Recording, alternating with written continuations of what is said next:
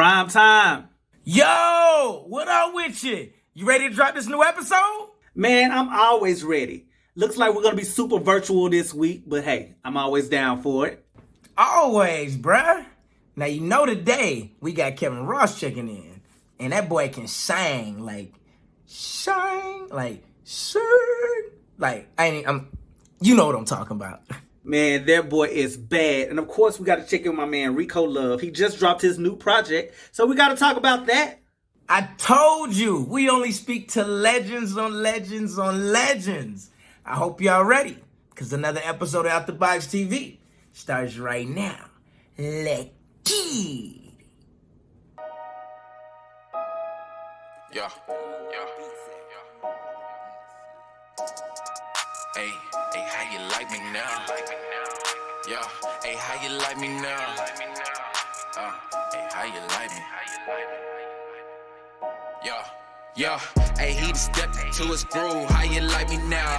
Had a two real rule. How you like me now? Oh, he got nothing left to prove. How you like me now? Been working on my next move. How you like me now? Hey, how you like me now? Worth a couple thousand. You know, got that wavy sound. Yeah, hey, how you like me now? Yeah, hey, how you like me now? Hey, say how you like me now. Boosie, wipe me down. You got this Rico Love presents Emerging Women of R&B that's about to drop. Deborah Cox, 7th Street, or K. Michelle, you got some new names on here too. What was your inspiration behind creating this particular project? So, first of all, I want to just say thank you for having me, and thank you for asking this question, because most people want to talk about all of the things you've accomplished without kind of highlighting the future and what you're trying to work on. So I appreciate you doing your homework and looking that up. So basically, I did a call out about a year ago looking for 5, actually, of the most talented women around the world. And I found, I mean, thousands, like maybe 40,000 to 50,000 submissions. It was ridiculous. But I found 6 girls that I was really impressed with. So I flew them all out to Miami. I recorded a song, wrote a song from scratch, produced a song from scratch, recorded them. I paid each girl $5,000 and featured them on this project. I added 7th Streeter, Devin Cox, and K. Michelle just so that we could show the emerging women with the established women, with the icons, you know, put them all together and put together a project. So it's my take on, similar to what DJ Khaled would do. It's just that I wrote and produced all the songs. So this is definitely just another album for me, but it's an opportunity to highlight new acts who don't have the attention and who don't have all the followers and don't have all the things that people deem necessary to make it in this business.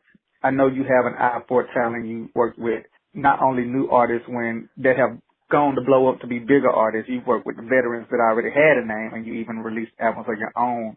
How do you approach a record when it's a new artist versus a vet, and even yourself? When it's a new artist, I think the key is to wow. It's got to be a wow factor. Like, it has to be something in the top line that makes people say, wow, that lyric stands out to me. So, for instance, when I did They Don't Know myself, I knew that was a controversial subject. Now it's not. Now it's so common to talk about a side piece and all that. But I knew that was something that was going to catch people like, oh, no, nobody says that. It was a bit taboo. So when I think about new acts, I think about how can we say the most outrageous thing without being gimmicky or trendy, but how can we say the most outrageous lyric that's going to make people say, who is that girl? Who is that guy? I need to know who they are. And you got range. I'm talking about from Mary J. Blige to the City Girls. Big quick.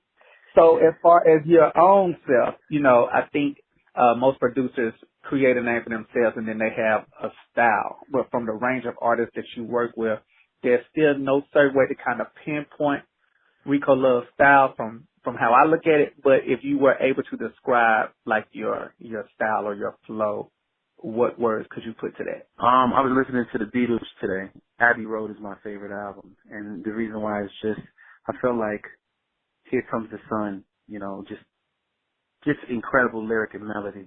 And I would like to be known for my records like There Goes My Baby and like Sweet Dreams and like, you know, songs with just incredible lyrical content, strong melodic sensibility, and things that are just timeless.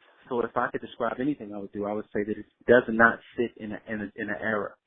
It's forever. And that's why, You know, a lot of my records still play. When you listen to Heart Attack from Trey Songz, it's like it came out yesterday. When you listen to Daddy Song by Usher, it looked like it just came out yesterday. Or Motivation, Kelly Rowland, or even Twerk by the City Girls. You could hear that in any era. So I would like to describe myself as just a writer who just writes classic songs. I mean, Pharrell told me once, he said, you write the great American song. And he was saying it to say, you just write classic timeless music that's going to always work. With these recent producer and writer battles on Instagram and social media, I've studied some of my favorite writers and some of my favorite producers, and I'm going through my playlist, and I'm just like, you know, this whole time I got my Rico Love over here, and I need to revisit, right?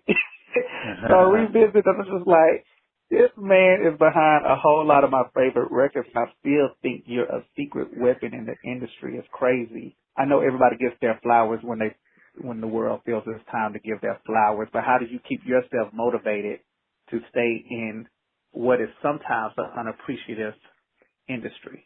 You know what, man? I just really write great. I just work on my music and focus on what I have to do. There's a lot of things that I want to accomplish that I still haven't accomplished yet. So I don't look at it as like, oh, why haven't they given me? I look at it as like, you still got work to do. So it's not I don't necessarily need to keep myself motivated because of that.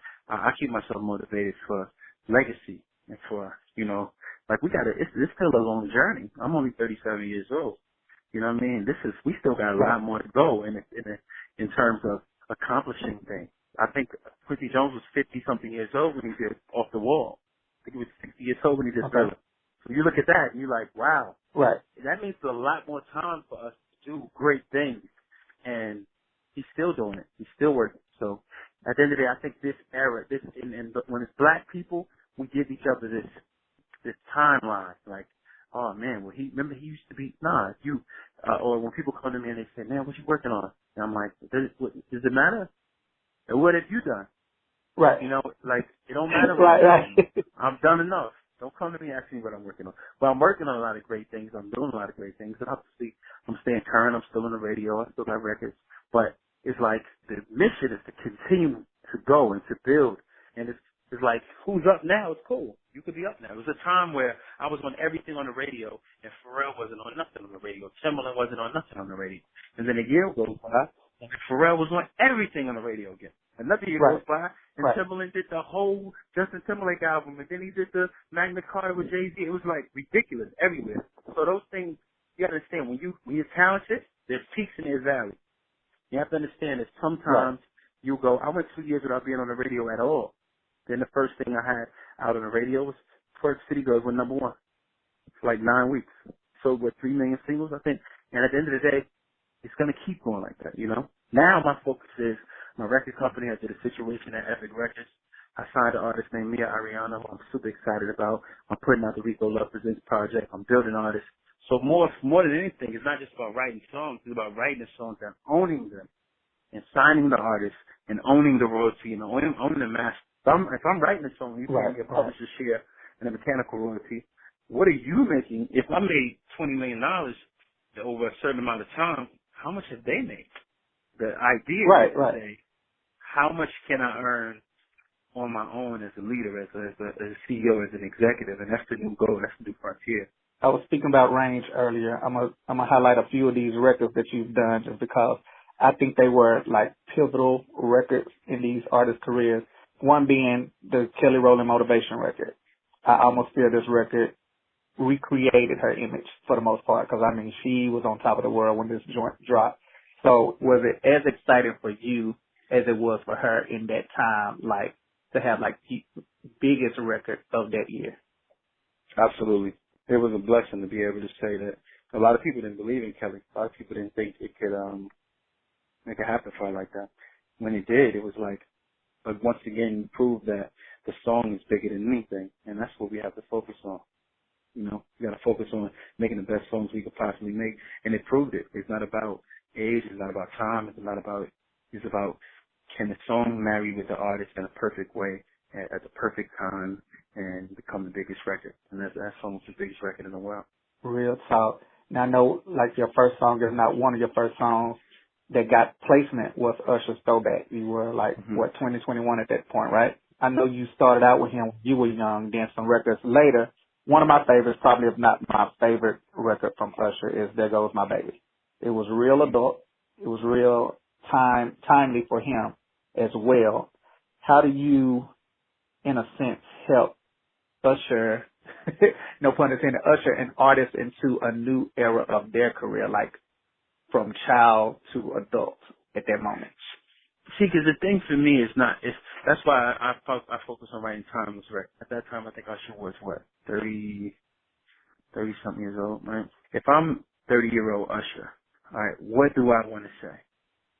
What can I say right now that's going to make people lose their minds? What can I say lyrically that's going to connect and that's going to be honest and it's going to be true, right?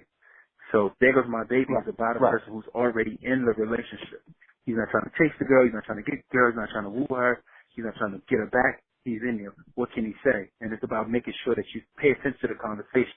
A lot of people do these one-size-fit-all type songs, and they wonder why the song may even be a hit, but it don't connect the same way. I don't have that timeless energy. There's tons of artists, there's tons of records that Usher put out since There Goes My Baby that hit, but something about that record sticks out because it's timeless and it's consistent with who he is. Right. I think that's what I try to focus on is the real conversation and being a student of the game and a student of the artist. That's what's up. And another record almost in relation to that is Trey Songz. We got to know Trey Songz as a young guy trying to make it, right? And then he transitioned to this R&B heartthrob, and then we get his Tremaine album, and you got the joint Playboy, which is one of my favorite records. And me being a Trey Songz fan, it was almost refreshing to hear this from him. I was just like, that's a record right there. Again, another flip to an image on an artist that is perceived one way in the game. I think like you have a great way of working with these artists. So I just want to shout you out for doing records like that from your, so, you know what I'm saying? It's real dope to see. So once again, the Emerging Women of R&B joint is dropping. Is there any plans to kind of take each of these new artists and give them some light as far as promotion? Like, are we trying to do like a showcase, a tour? Yeah, we're going to try to work out a tour and when everything, we're going to have to wait till next year, obviously, because of social distancing. But we had something in the work for the summer, but I think we're going to have to push everything back, which is fine. I'm patient. Everything happened the way it's supposed to happen. But I'm focusing on building that out. The album comes out May 8th. And also my artist, me, Ariana, I'm excited to be able to release music on her really soon. She got an EP called I'm a Good Girl, Do You Believe Me? And that's going to be coming this summer. And I'm just excited about working and showing the world what we have to offer at D1MG. And I just want to say again, I appreciate you for having me. This is important. I feel like what you're doing is important to have real conversations and giving people an opportunity to highlight the things they're working on and things they've done. It's a blessing. Man, I wouldn't have it any other way. I probably don't remember it. You know, I met you some years back in the studio with Monica. Then some years after that. I know it's been a while since we had seen each other, and like you still knew who I was. And for me in that moment, that was real major to me. So I just want to, I was like, man, Rico, remember me, man. So that's what's up, man. I'm a forever support you for real. If I can do anything to help people realize they sleeping on a great one, I'm going to do that. So I appreciate you speaking with me as well. And just continue to rise, my brother. Thank you so much. All right, you have a good one, all right? You too. Sounding like some. I used to want it, need it, craved it. Body, feeling, aching. Absence made me crazy, couldn't take it. Looking back, still don't know how I made it. You probably think I'm happy to see you cry. Just in case you was wondering what the future of female R&B looks like, look no further than Rico Love presents Emerging Women of R&B, available right now on all streaming platforms. You can also catch more about Rico Love and future projects right here on AfterBoxTV.com. So first of all, thank you for checking in with Out the Box today. Most artists get their foot in the door through songwriting, basically, right? And I know you've been doing your thing for a while, got some great placements under your belt. What does your writing style consist of? My writing style consists of like edginess, transparency, thoughtfulness, poeticness, and ratchetness. You had to throw that ratchet in there. Yep. got to give it to them sometimes. So you got Tony Braxton, Trey Songz, Jamie Foxx, you got SWV. All of these people are just a few people that you worked with. How does your style differ when you're working with other artists versus when you're doing a project for yourself? I think it's just really about what the artist what they want to convey within the song or within their album. So I have to be more considerate about how they want their message to come across. Some people are a lot more crass or a lot more transparent. Some people want, to have more beautiful pictures, painted. So it just depends on how they want for the picture to be painted. And so for me, I think it's a lot more clear for me because I know me. And I can understand and say, okay, well, this music makes me feel like this, and this is the kind of place that I'm in, and this is how I feel that my base, my audience, will respond to this, because I feel like we're going through this at the same time, or that we can relate to a certain extent. So, okay. Speaking of Audacity Volume 1, it's been in some pretty heavy rotation over here on this. Got some tracks on there. We're gonna talk about a few of those in a minute. But what story were you looking to tell with this particular project? Honestly, man, I really wanted to kind of be broken out of the box of what people thought that I was, whether that was, the guy that sings kind of like old school kind of records, or that caters towards an older fan base. I really wanted to kind of show a more complete side of me, something that's fun, something that's vulnerable, but something that's a lot more edgy. Like I wanted to, I always had in my mind that I always wanted to be like an R&B bridge, because I was a student first before anything. And so with me being a student, it allowed for me to study, all of my predecessors and understand what was going on in the current framework, and to say, how can I change that? How can I push the genre forward and leave room for, people that are coming in, that they know that there's a route, there's an outlet that could be done better or to be enhanced upon. And so I think Audacity was kind of like the framework for that archetype of a bridge. Okay. Speaking of, listen, on ya. Yeah. You know, when I actually heard that record, like you said, you probably want to step out your box a little bit. I was like, this is kind of different from what I'm used to listening to him, but this is the kind of stuff that I like, that I take to. So like, what was the story behind On Ya? Like, what was the push that created that record? I think because I was already living that kind of life, you know what I mean? That it's just the fact that I never told that side on previous records. So this was the opportunity to say, how can I bring my writing style and my artistic style together? Like if the writer, the edgy, crass, side of me, and the artist that's more thoughtful, if they came together to write a song and to say, y'all both love this, this kind of vibe, this kind of style, how would you write it? And that's what came about. And I think it's just a fun record. Like I really had fun writing it. I had fun listening to it. It's a bop. And, hopefully it takes some of the edge off of the seriousness of what may be kind of like a stigma placed upon artists like myself. You know what I mean? So it's all in fun. We're here to enjoy ourselves, entertainment. And I love the record Honest. First of all, I always got my friends, I take to records like that. And my friends are always like, who hurt you? Who broke your heart? I ain't had not the most serious relationship ever, but like I love records like that. And Honest is, in short, is like a real honest record. Was that something that you experienced personally, or is there like a story from somebody else that you kind of put on the paper? Nah, that was a real life story for sure. Honestly, I think that and like I said in the record, it was like, I feel like everybody has a level. Like there's parameters of honesty. Everybody feels like they know the truth, but everyone can't take a certain amount of truth or a certain level of truth. Certain things should be kept. You know what I mean? Like, whether that's within your mind or your spirit, everybody doesn't need to hear that. And so for me, it was like, having a conversation with a woman to say, well, would it kill you to be honest? It's like, well, would it kill you if you actually knew everything? You know what I mean? That I had to tell you, that the God on the street, 100%, if you were to lay it both out there, like, would this thing still be intact? You know what I mean? Like, so I think that as much as people want realness, they want realness in dosages. You know what I mean? And that's what the song was about. It's just like, I don't got no problem with being honest. It's just the fact that, like, you know, let's be real with ourselves to say that, like, I'm like marijuana sometimes. I don't want to know. You know what I mean? All right. I hear you. Now you got your own label, Art Society Music Group, right? Yeah. How much freedom does that give you to create your art? It gives me complete freedom, complete autonomy. You know, it's just now you gotta really think ahead, especially with COVID-19 going on right now. It's like, you know, I had Audacity Volume 2 ready to go.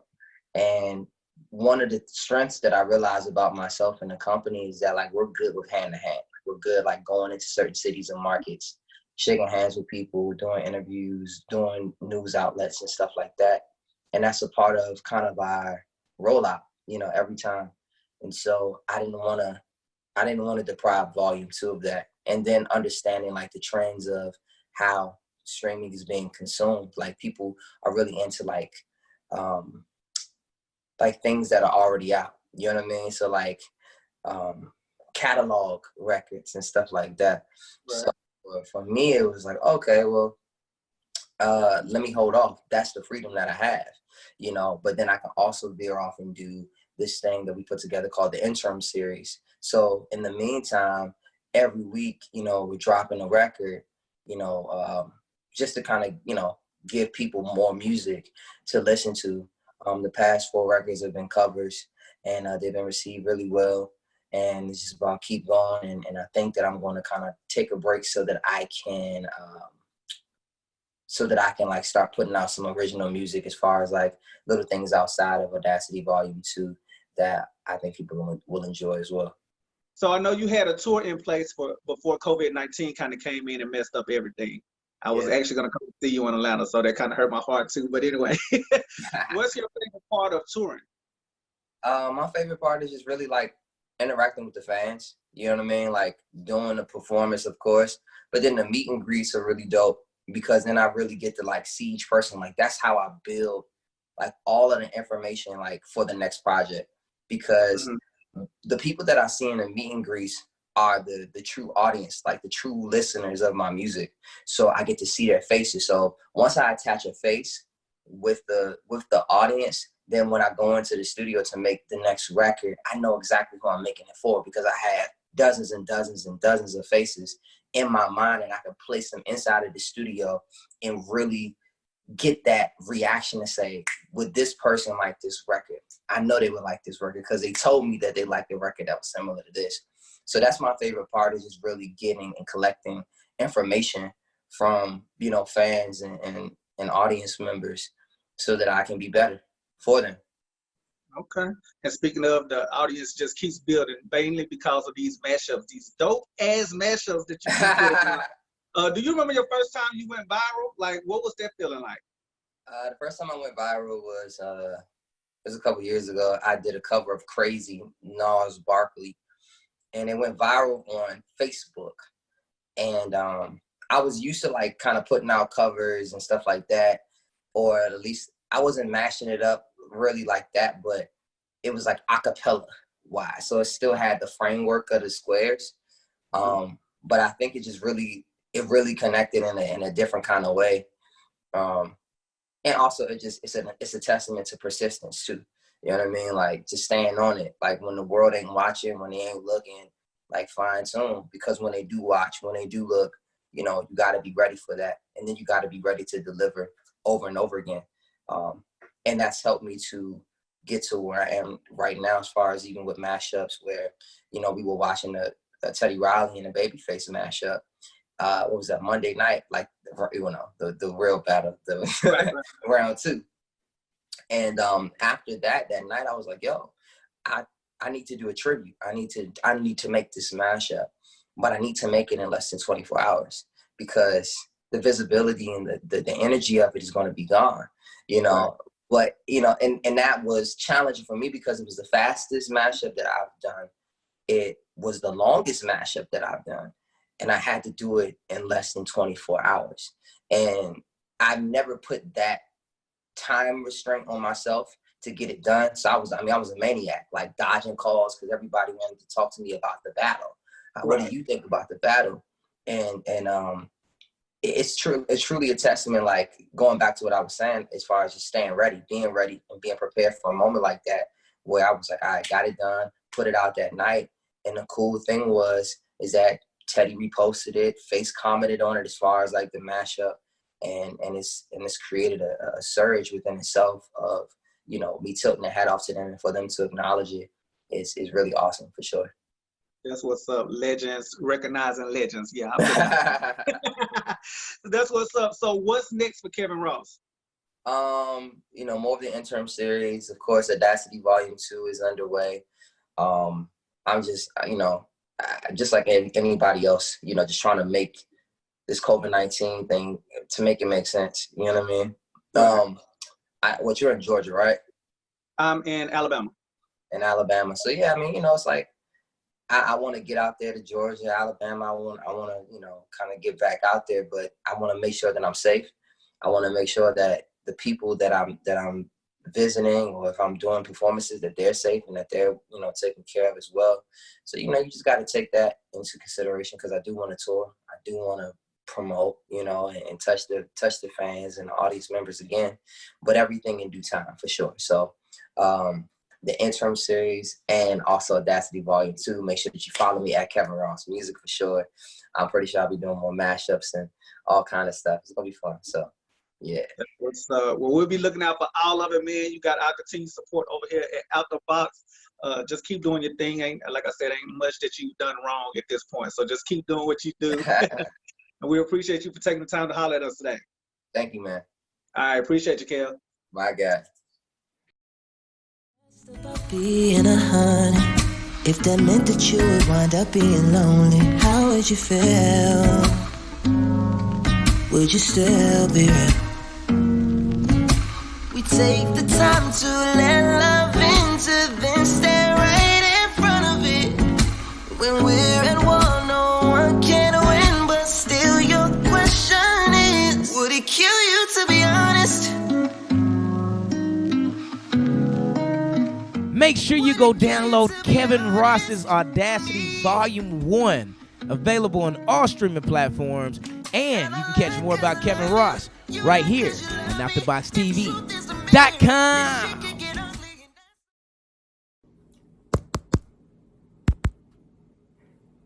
Thank y'all for tuning in to another episode of Out the Box TV. Yes, indeed. Now listen, we'll be back with an all-new episode next week. I'm thinking we're going to give that one to the ladies. Until then, be sure to catch anything you may have missed right here on AfterBoxTV.com.